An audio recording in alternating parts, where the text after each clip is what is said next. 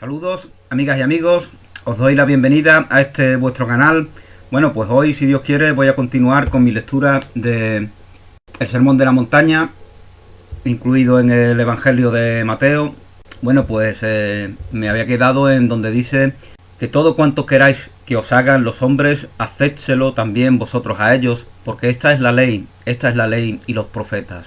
Entrad por la entrada estrecha, entrad por la entrada estrecha, porque ancha es la entrada y espacioso el camino que lleva a la perdición, y son muchos los que entran por ella. Mas qué estrecha la entrada y qué angosto el camino que lleva a la vida con mayúscula, a la vida verdadera. Bueno, ya os explicaba en algún vídeo anterior que realmente esa opción es tan estrecha, tan poco perceptible, la del camino estrecho, como Jesús lo llama. Es así porque así lo hemos hecho nosotros, ¿no? Realmente al negarnos a nosotros mismos en nuestra esencia, en nuestra verdad, esa que nos libera, pues realmente permitimos que sea la voz del ego la que siempre quiera llevar la voz cantante. Y ese querer llevar la voz cantante del ego, eso es optar por el camino ancho, por el camino que está lleno de ídolos atractivos, porque son maneras evasivas de vivir, ¿no? Esto os lo explico en el vídeo que hice sobre creatividad y evasión. Pues conforme a esas dos alternativas, creatividad y evasión, las podría equiparar a lo que Jesús nos propone. Creatividad es el camino estrecho, es el camino en el cual nos cultivamos, pero no a través del esfuerzo, sino a través de la aceptación, de la estima, de la autoestima, de la consideración de la fortaleza de la vida, de la incondicionalidad del amor. A través de cultivar esas ideas poderosas, de manera natural vamos a coger, vamos a tomar por eso que Jesús etiqueta como camino estrecho, porque realmente en un mundo que niega a Dios, el camino verdadero ha sido convertido en un camino estrecho. Y por otro lado, como os comentaba, pues tenemos la alternativa de la evasión. Por eso siempre o somos creativos o somos evasivos. Somos creativos cuando nos comportamos a imagen y semejanza del Creador. Y para eso hemos sido concebidos, para eso somos concebidos, para dar noticia de nuestro Creador, del amor, de la verdad, de la bondad, de la belleza, de la creatividad. Al no hacerlo, entonces el ego nos impele a compensar a través de una vida evasiva que puede ser abrazando los ídolos del mundo, el alcohol, la adicción a la pornografía, a la prostitución, a lo que fuera, la codicia que nos hace querer medrar y rendirle todos nuestros triunfos al altar, al falso altar del ego. Y una vez que estamos engatusados por eso lo vemos como normal, ¿no? Nos construimos tomando esa fortaleza que Dios nos ha dado al concebirnos, tomándola, pero al mismo tiempo distorsionándola, nos construimos personajes compactos. Y eso lo vemos, por ejemplo, en intelectuales, en políticos, en personas mundanas, ¿no? Que están confrontadas con su realidad cotidiana, y aún así han sido capaces de construirse unos personajes compactos que se desenvuelven con aparente naturalidad hasta que ya un día pues caigan en la tumba y ya se lo coman los gusanos, ¿no? Bueno, pues nos decía Jesús, entrad por la entrada estrecha, porque ancha es la entrada y espacioso el camino que lleva a la perdición, y son muchos los que entran por ella. Mas qué estrecha es la entrada y qué angosto el camino que lleva a la vida, y son pocos los que lo encuentran. Desgraciadamente, en un mundo sin Dios, pues son pocos los que deciden ignorar la voz del ego, que nos impele a tomar la alternativa evasiva del camino ancho, y elegir el camino de la verdad que nos libera. En un mundo sin Dios, en un mundo que aceptara a Dios, que aceptara la integridad, que aceptara la incondicional del amor como motor de la propia vida, evidentemente el camino estrecho sería el camino único para todos y para todas, y no podría ser de otra manera. Son pocos los que lo encuentran. Guardaos de los falsos profetas, que vienen a vosotros con disfraces de ovejas, pero por dentro son lobos rapaces. por sus frutos los conoceréis. Esta es, según Pío Baroja, para él, para su gusto, es la frase más importante de toda la Biblia. Por sus frutos, por sus obras, los conoceréis. Por lo tanto, si no estáis a la expectativa de que se os compense de un vacío que interpretáis que hay en vosotros, ya sabéis comprender qué es lo que hay en vuestros semejantes, si hay buenas intenciones o si hay intenciones que no son buenas. Entonces ya descubrimos quién es profeta y quién no lo es. Os recuerdo lo que Jesús en estos evangelios de Mateo, de Marcos, de Lucas, cómo Jesús se maravilla ante la fe de aquellos que sanan. El mismo Jesús que da noticia de la santidad, de la pureza, de la integridad, del amor de Dios, el mismo Jesús se maravilla ante la fe de aquellos que sanan. Por sus frutos los conoceréis. Jesús, cuando habla de falsos profetas, no como cuando habla de hipócritas, etcétera, etcétera, no usa estas etiquetas de manera ofensiva para atacar, desacreditar, estigmatizar a nadie. Los falsos profetas son aquellos que se creen profetas, que creen que verdaderamente tienen algo que compartir y no se han dado cuenta de que están movidos por el ego. Ese es el problema que tienen. Si no te mueve la verdad, si lo que te mueve es la codicia del ego, pues entonces da igual el éxito mundano que tengas. Hay en ti un gran contenido de falso profeta, pero todos podemos sanar. El falso profeta, por lo tanto, es una persona que está enferma, porque está poseída por el ego, está movida por el ego y ha adquirido gran sabiduría mundana, y eso es lo que le hace pensar que tiene grandes cosas que compartir. Hay cierta buena intención en él, pero esa buena intención no compensa la gran ignorancia de desconocer que está movido por el ego, por la codicia, que no está dejando que de manera natural Dios sea el amor, la verdad, sea el motor que nos impele a actuar y a relacionarnos de manera fluida con nuestros semejantes. Guardaos de los falsos profetas, por sus frutos los conoceréis. ¿Acaso se recogen uvas de los espinos o higos de los abrojos? Así, todo árbol bueno da frutos buenos, pero el árbol malo da frutos malos. Jesús también en otro pasaje de la Biblia dice: ¿por qué me llamas bueno?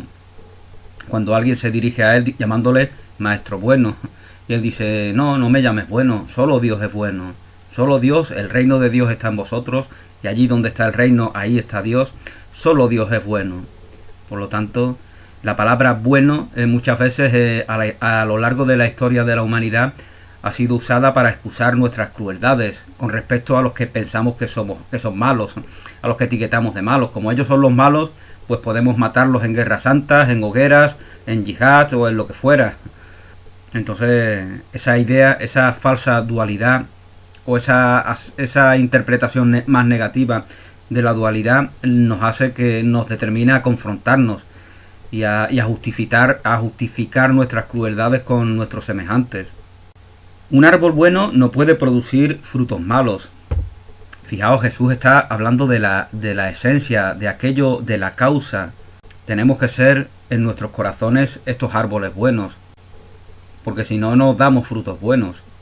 Un árbol bueno no puede producir frutos malos. Un árbol bueno no puede producir frutos malos, ni un árbol malo producir frutos buenos. Todo árbol que no da fruto bueno es cortado y arrojado al fuego. Así que por sus frutos los reconoceréis. Todo aquello que no da fruto se pierde en la noche de los tiempos, está condenado a destruirse.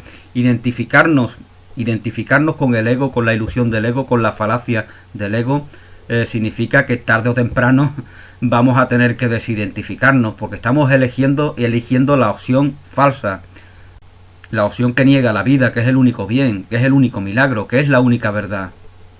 Por lo tanto, por sus frutos los conoceréis. En la autoestima, en la valoración de nosotros mismos, ya conocemos qué hay en el corazón de aquellos con los cuales nos relacionamos, y ya no estamos predeterminados para ser engañados en ningún ámbito, en ningún aspecto, en ningún área, pues ya conocemos el corazón de la condición humana y conocemos la verdad de la divinidad que está en todo. en todos, latentemente, aunque en un mundo sin Dios no se manifieste. Verdaderamente por eso Jesús es nuestro Maestro, porque Él conoce el corazón humano de la misma manera que ha despertado plenamente a la verdad de la divinidad. Y aún así sigue aquí intentando, con la determinación incondicional de guiarnos, ¿no? De guiarnos, de inspirarnos y de compartir sus frutos, tomando el fruto de su propia iluminación, y gracias a esos frutos, entre los cuales pues está sus propias palabras en el Sermón de la Montaña, gracias a esos frutos reconocemos en la figura de Jesús como un maestro que habla con autoridad, como también afirma el propio evangelista San Mateo. No todo el que me diga Señor, Señor, entrará en el reino de los cielos, sino el que haga la voluntad de mi Padre Celestial. No puedes entrar en el reino de Dios está en vosotros, es decir, estás en contra de ti mismo si no haces la voluntad de tu Padre, de tu esencia divina, de la divinidad. Puedes creerte que eres feliz, puedes creerte que estás medrando, puedes creerte que tienes satisfacciones y puedes incluso experimentarlas, sentirlas, pero tarde o temprano cualquier triunfo comparativo que tiene su valor solo en el contraste de que otros no tienen ese triunfo, si eso es lo que te satisface, si te satisface ganar porque otros no lo han hecho, conseguir algo porque otros no lo han hecho, llegar a un objetivo porque otros no han llegado, si eso es lo que te satisface, es que al altar del ego, al altar de la separación, al altar de la culpa, del miedo, al altar de aquello que niega la divinidad en nosotros, estás depositando todos esos triunfos. Los triunfos en el mundo están para dar fruto, para que la consecuencia de ellos sea servir aún mejor a nuestros semejantes. Para eso están todos los triunfos que podamos obtener en el mundo. No todo el que me diga Señor, Señor, entrará en el reino de los cielos, sino el que haga la voluntad de mi Padre Celestial. Muchos me dirán aquel día, Señor, Señor, ¿no profetizamos en tu nombre?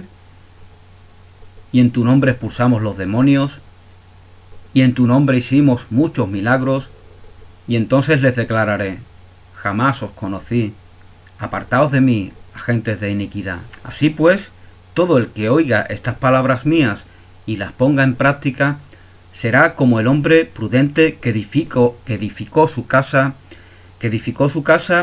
sobre roca. Cayó la lluvia, vinieron los torrentes, soplaron los vientos y embistieron contra aquella casa, pero ella no cayó, porque estaba cimentada sobre roca. Y todo el que oiga estas palabras mías y no las ponga en práctica será como el hombre insensato que edificó su casa sobre arena. Cayó la lluvia. Edificar la casa sobre arena es tomar el camino ancho en el mundo, es tomar el camino de la evasión, es tomar el camino de la codicia, es permitir que la culpa, el miedo sea el motor de nuestras vidas y determine cómo nos actuamos, cómo nos relacionamos en el mundo. Todo el que oiga estas palabras mías y no las ponga en práctica será como el hombre insensato que edificó su casa sobre arena. Cayó la lluvia, vinieron los torrentes, soplaron los vientos, irrumpieron contra aquella casa y cayó, y fue grande su ruina. Jesús es muy expresivo, muy gráfico. Está ante personas que están tomadas que son sencillas, que no son intelectuales.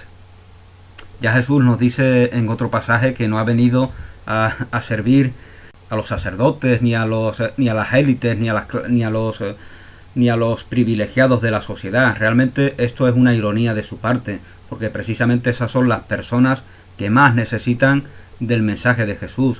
Lo que pasa es que todas ellas están tan metidas en su papel que ya están muy poco predispuestas a cambiar. Eso pasa hoy aquí en día también, en nuestro mundo.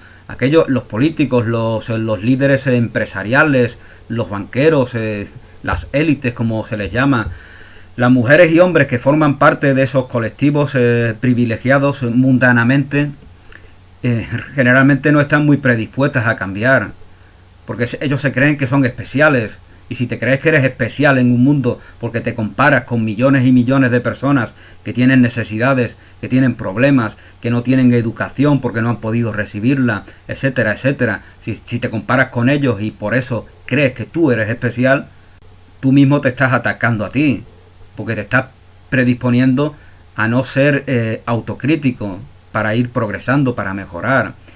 En cambio, la gente sencilla a la cual se está dirigiendo Jesús, todos ellos, al no saberse especiales mundanamente, sí que tienen un sentido autocrítico. Y por eso escuchan atentamente a Jesús, para ver qué es lo que les puede aportar.